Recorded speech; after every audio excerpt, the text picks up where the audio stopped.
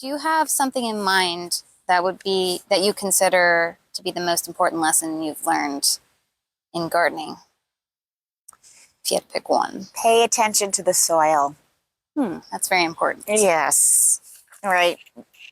The soil, it's not all the same. That's right. I know that sounds basic, but I didn't know. I'm like, soil. You just stick it in. Why isn't it growing? In this area, the developers took off the first like 2 layers that were apparently very nutrient rich.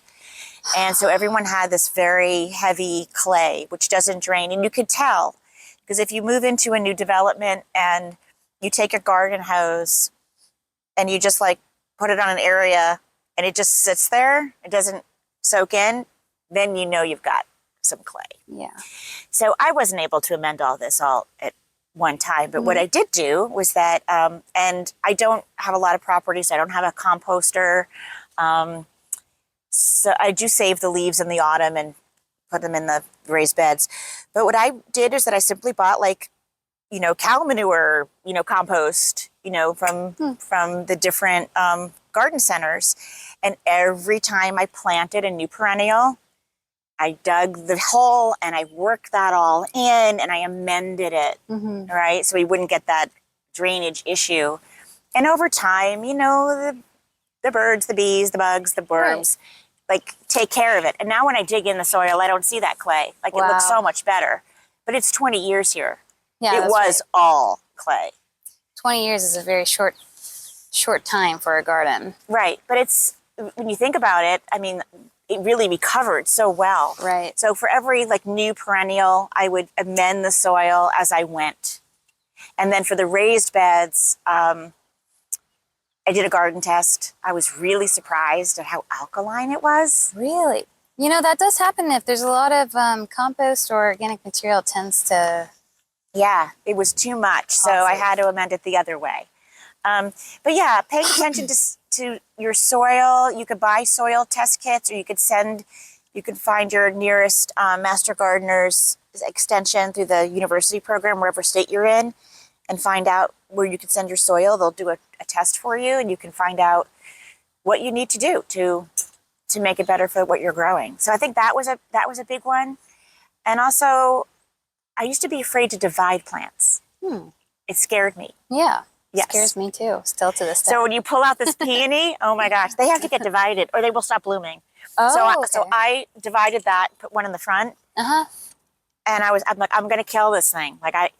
And you have to take a knife and you have to cut it. Like you feel like you're doing surgery. Yes. Right? But it was all okay, So things divide differently. I learned that irises, July, do those in July. Don't do it now. You kind of learn as you go. You learn as you go. So I guess it's the best advice. And it's fine to make some mistakes. There's so many resources. Right. Yeah. My opinion, the best resource is doing it and failing. Because you can read about things online, but until you see and try and fail or succeed. It's true. I mean, I was looking at your blog and I was at your house actually, and I saw how you train your tomatoes, and you have a single vine and it goes so tall, and that really works well for you. And I had a lot of strategies for tomatoes, and I'm sticking with this. I use a few earth boxes, and as I said, and I have supports for the ones that are in the big pots. It works out okay. Yeah. For us, it works out okay. And then the end of July, I usually get a lot of questions. Oh my God, look at my tomato plants. There's blight on the leaves. What do I do? I'm like, okay, at this time of the year, we are chasing the blight. Yes. Okay? You can't avoid it. You're going to have it. But you're still getting fruit. You're still producing. And as you go, you just take off those yellow leaves, take off whatever looks damaged or looks ill, and hopefully you'll still get enough fruit, But if you do nothing, the whole plant will die. Right. But you start chasing the blight. You just kind of learn that that's what nature does. Right. Yeah, you can't, especially with very quickly growing plants like tomatoes, they're not going to look pretty. Forever. Oh no, by August, they do not look pretty. Look horrible, yeah. No, they don't look so great. my cucumbers did really well. I learned that I planted too many last year. It was really funny. My daughter, she still left here a, you know, when you go to college and you have like the bunk beds and you get like a dorm, like a ladder for, she had one here. And I was like, I need that for my cucumbers because it went over this and I had to take like a ladder and like add that ladder. So you just, as I said, it was toward the end of the season. And it looked kind of crazy that we had this like dorm room ladder in our garden, but it worked. Yep. Well, you have, you know, you have a lot of pots, you have a lot of soil, you have a lot of trellises, you have, you know, you have this nice gravel pathway, and there's a lot that you've accumulated over the years. But some things, like for me, I use compost every year, and it's probably going to be the biggest input into my garden. What's the biggest input for you? Mulch, probably. Mulch, interesting. Yep. As you see, my vegetable beds are not mulched. I have a drip on those two, and we'll water. And we do mulch this every spring. Like, that is the most important because, as I said, I don't water down here, the second tier. So you need to be able to retain that moisture. It's good to have mulch. And then you also learn, like I was getting rust spot on the hollyhocks, and it makes the leaves turn this rust color with these little spots, and they shrivel and die. And it turned out it was from the mulch I was using. Cedar mulch was causing that on the hollyhocks. Who knew? Wow. I didn't put it together. It took me a few years. How could you? How could you? Because I just randomly changed the mulch one year and it didn't happen. Wow. And I went, oh. And then I asked someone and they go, yeah, didn't you know that? Cedar mulch cause rust. I'm like, no, didn't know that. So it's different. You just learn, you never stop learning. I mean, I've talked to the master gardeners who are really like up in years. They're master gardeners for 40 years and they're constantly learning and taking continuing ed. There's so much to learn. It's a huge world and so many species. One of the things I did a deep dive into this year was, I'm sure this is going to be very interesting to you, weed identification. Yeah. Yeah. Because I used to just go through the garden and go, who's this jerk? And just pull it out. Yeah, right. I'm like, what are you called? So a weed is really not a weed. A weed is simply something that's growing in an area where you don't want it. Right. That's really what it is. Oh, I let one of my cilantro plants flower, and now I have cilantro as a weed. Really? What's the flower look like? They're like little yellow flowers. They're really not super impressive, but each plant probably puts off hundreds of seeds. Wow. And they're little, very durable capsules. So does dill. Yes, I have we love dill because I love making like dill mayo. I like making like things with dill. So I do save that. We use it. We absolutely use it. But the mulch was very important and the weed identification was important because you need to know how to properly eradicate what kind of weed. So there's a lot of thistle here. There will always be thistle because we have the yellow finches and they eat what? The thistle seed, and they will poop it around everywhere and you will have thistle. Well, I kept pulling and pulling. Well, if you leave this much root, you pick one to come. So the best strategy I found now is just snipping it at the very bottom, letting that root be there. It helps the soil. Let it be. If it comes back, snip it to the bottom, like tire out the root system. Don't let it photosynthesize. And same for the mugwort. Had a lot of mugwort. So I learned a lot about the weeds and how to eradicate them, how to live with them, which ones should bother me, which ones shouldn't. I will pull out the poison ivy. I'm not allergic to it, but my neighbor is, and his dog comes up. And if his dog brushes against the poison ivy and then brushes against my neighbor's leg when he's wearing shorts, he gets infected really badly. Wow. So I always pull it when I see it. Well, last question for you. Maybe two questions. Okay. Okay. What This feels good. Finally, the sun is out. I know. right at the end. Yeah. What advice do you have for somebody feeling overwhelmed at the idea of starting a garden just from total scratch, like where you were 20 years ago when you started this? I started really small, Maddie. You know, really small. I'm telling you, my husband was at a conference. I'm not kidding you. I came out with a hand shovel Wow. and started digging up the lawn. And I got from that step till about there Wow. with a hand shovel. Okay, he was gone for a few days. And he came home and he said, "What are you doing?" Mm-hmm. I said, "I made a path." He said, "A path to what?" I said, "It's going to be something. It's going to be a garden. We're going to do it."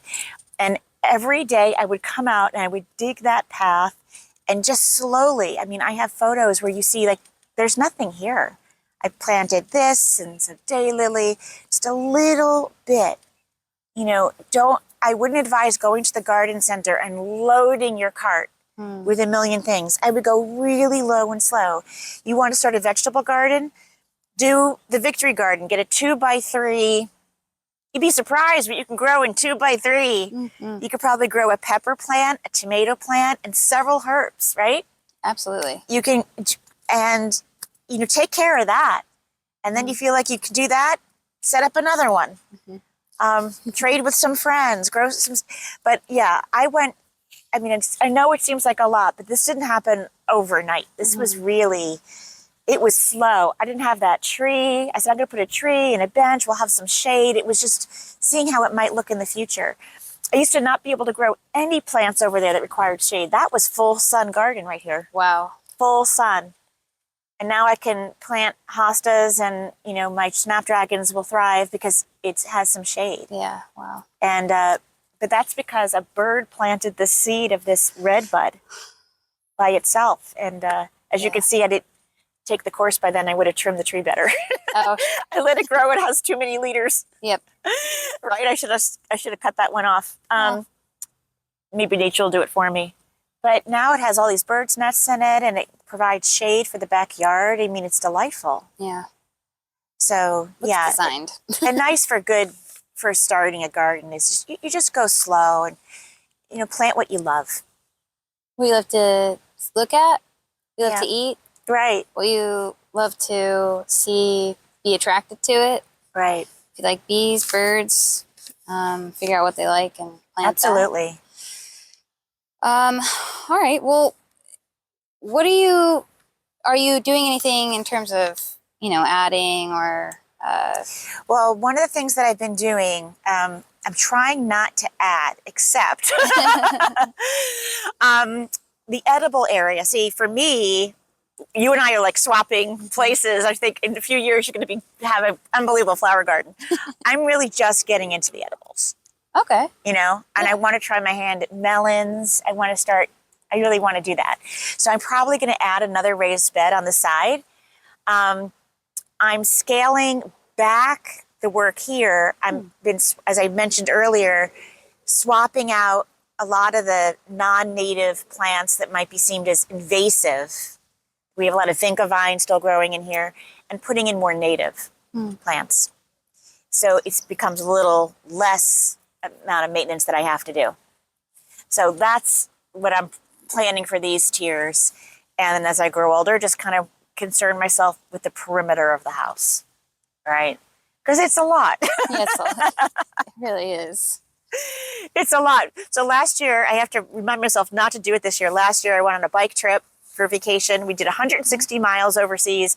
We come home and I go, oh my gosh, the garden is like, it's a forest. And I do a marathon weekend. I'm going to throw my back out. I don't know if you remember that. I was like, I was walking like an old lady. After all of that, sitting on airplanes for hours, riding my bike, walking through Europe, gardening, I threw my back out because it was 5 or 6 hours of this motion. So it was hard for me to think, oh, I can't do that anymore, right? I shouldn't do that anymore. So now I know that I do an hour, take a little rest, do something else, come back out. So no more gardening marathons. Mm-hmm. I've actually had to start doing gardener weightlifting routines, including a lot of deadlifts a lot of rows. That's probably a good idea for me to do. A lot of squats, because you know, I am in my early 30s, and I am starting to experience gardener knees and back and neck problems. Yeah, well, for me, it was mostly my back. Now, I used to buy my mulch from these really adorable Cub Scouts. They would come to the door and ask if we wanted to buy mulch, and they were so happy because I'm like, sure, I'll take 50 bags, right? Wow. And I buy the 50 bags, and they were like 40 pounds each. And they said, do you want them delivered to the back? And I said, nope, leave them in the driveway, because that was my exercise. I picked it up, I put it on my shoulder. If I moved here, I was in my 30s. I was in my 40s. I picked it up, put it on my shoulder, and I walked back, Wow. a bag at a time. No way can I do that now, because I'm in my early 60s. So there's no way that I'm going to do that with the mulch. So now it gets delivered, and these guys come and they spread it, right? I still do all my own weeding and pruning and all of that.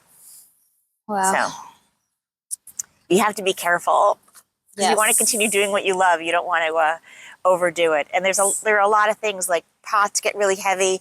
I put a few of the really big pots on the casters. Like, great, the gardening centers sell them. They have wheels on the bottom. So for the plants that I need to overwinter inside, I can just roll them in. Because I used to have to lift them up, and these are things that you could be sorry about later. Yes, I will need to ask you about those later. Yeah. Yes, I just started a lemon tree, so I have to. I have one inside, Myers lemon. Yeah, I bought a Myers, yes. and I bought a lime. Now, I had lime once. It did great, and I kept it under the deck right over here on the southeast corner. The best limes I've ever tasted. It succumbed to some weird disease. It caught this fungus, and I couldn't get, it was 2 bags. I had it for 3 years. Oh. So now we begin again. Yes. And she said I could keep it inside. I will bring it out for the summer, but you should be able to keep it inside in the winter. It will go pretty much dormant. Okay. All right. Awesome. Yeah. Well, do you want to tell people where they can watch your music? Oh, and sure. participate, and any other Thank sort you. of So announcements? as I said, my music is very much inspired by my gardening. I have an album called Dreaming of Summer, which is music for the gardener's heart. So I'm a solo pianist, and I do play somewhat in ensembles. And you can check out my music at robinspielberg.com. And make sure you spell Spielberg, Spielberg. You can find me on Spotify and all the streaming services. And I live stream on occasion from my home Steinway on a Friday night. Next one will be in June, but you can see all that on my website. Awesome. And well, thank you for doing thank this you interview. for inviting me to be on your blog. I'm excited because I love your blog. Thank you. It's really shaping up so beautifully.